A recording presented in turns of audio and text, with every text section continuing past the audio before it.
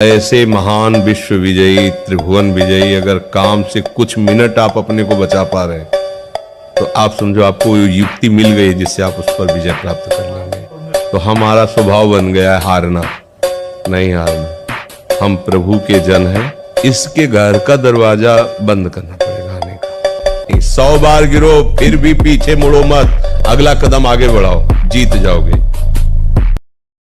कुछ न बोलो, चुप रहो। अंदर कोई भी विकार आवे चुप रहो, शांत रहो। उनकी सत्ता नहीं है, उनका महत्व नहीं है। चिल्लाओ मत, किसी से बोलो मत कि मेरे अंदर क्रोध आ गया, मेरे अंदर काम आ गया, मेरे अंदर मोह। चुपचाप सह जाओ। कोई पूछे कैसे हो, बहुत अच्छा है, बड़ी कृपा है, आप देख लो उनकी सत्ता ही खत्म हो जाएगी। आपने महत्व दे रखा है प्यारे, बहुत बड़ा दांव लग गया है, बाजी जीत लो, हारना मत। आचरण पवित्र नहीं है तो हम किसी भी मार्ग में सफल नहीं हो सकते। बिना ब्रह्मचर्य के किसी भी ऊंचाई पर नहीं चढ़ा जा सकता। हमारे हाथ जोड़ के प्रार्थना है, इन बच्चों में से अगर कोई ब्रह्मचर्य क्षीण करने वाली कोई ऐसी क्रिया करता हो तो आज छोड़ दो, संकोच नहीं करना।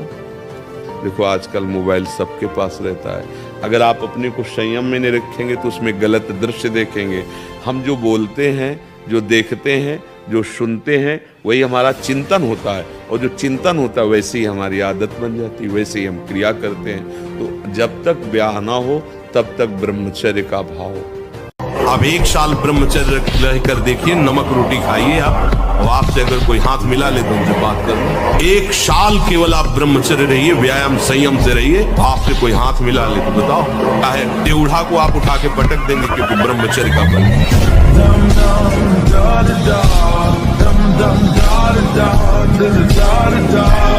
जानबूझकर आचरण गंदे तो होने ही न पावे।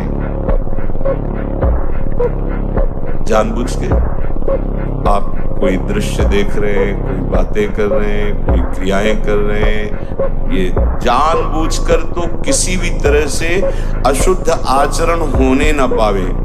अगर कहीं चूक हो जाती है, असावधानी बन जाती है, तो कृपा बल आपकी समस्त बुराइयों को मिटा देगा, क्षमा कर देगा। बेटा जो बनना चाहते हो वही सोचो, जो सोचोगे वही बन जाओगे। यहाँ का कुछ ऐसा ही है, जैसी सोच रखोगे वैसे ही स्थिति आ जाएगी, जैसी स्थिति पाना वैसी सोच रखो।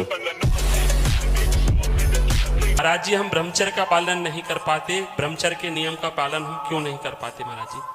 जब तक हमारे मन को विषय भोग का आधार नहीं होगा तब तक हमारे ब्रह्मचर्य पे फर्क नहीं पड़ेगा लिखित, क्योंकि अपने लोगों का जीवन वही रहा है ना।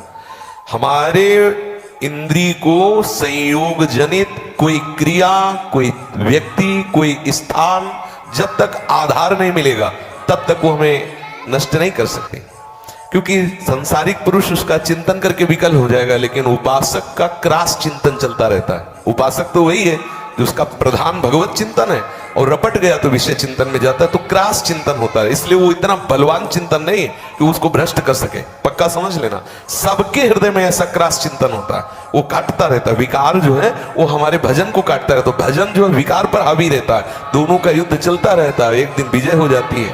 पर ब्रह्मचर्य पे फर्क नहीं पड़ता, क्योंकि एकाग्रता पूर्वक जिस विषय का चिंतन किया जाता है उसका हमारे हृदय पर प्रभाव पड़ता है।